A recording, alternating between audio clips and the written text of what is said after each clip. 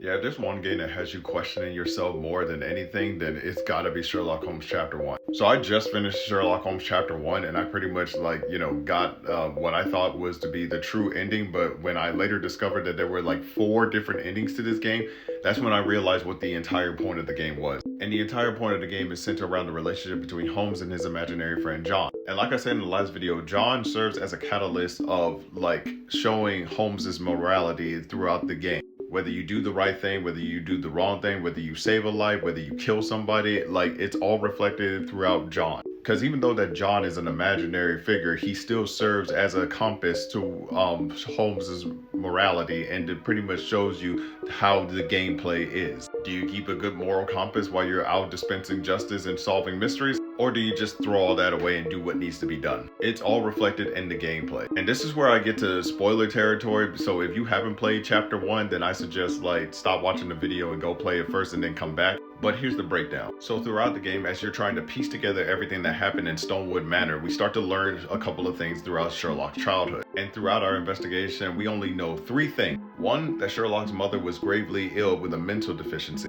Two, that there was a doctor named Otto Richter that was treating her for it. And three, his imaginary friend was a creation of all the childhood trauma that he endured. As I said before, John was an imaginary figure that was created by Sherlock in order for him to help get over his childhood grief and for him to function. But the more you play the game and the more mental blocks that Sherlock unlocks, he pretty much starts fading in and out of reality, or Sherlock's reality more likely. And throughout your adventures on Condona, as you solve more crimes, it starts to reveal the final act. Now, we already knew that Sherlock's mother, Violet, was pretty much suffering from mental deficiency, and that's what pretty much led to her illness. But what we also know is the possibility of what came to that illness. It was either the doctor who was experimenting on her while he was treating her, and there was the medicine that Sherlock gave to her for her treatment, which triggers the ending to where Sherlock remembers at a young age that he took his mother for a walk around the garden. The conversation of Sherlock's father comes up, to which he reminds her that she's dead. That literally caused a mental breakdown to where she attacks and tries to drown her own son. Sherlock blacks out, and then he remains conscious enough to remember the doctor standing over her with her throat bleeding and Mycroft holding a gun against her. And this is where the game gives the player four different ways of how the entire situation came to be. Whether Sherlock was the killer because he gave her the medicine that caused her mental break in the first place, or John was the killer because he was the one that talked Sherlock into giving her that medicine. Either one of these options pretty much gives you the bad ending when it comes to this choice, because either one of those options will pretty much have Sherlock being in prison and eventually exiled from Cordona. Or you go with the option that Otto Richter was responsible for it, because in an attempt to save Sherlock, he drowned Violet Holmes in order to save his life, which means he's 100% guilty in this. Or you pick the fourth option, which was an accident, and he tries to pretty much perform a tracheotomy in order to save her life and fails, leading to Mycroft hiding the truth from Sherlock.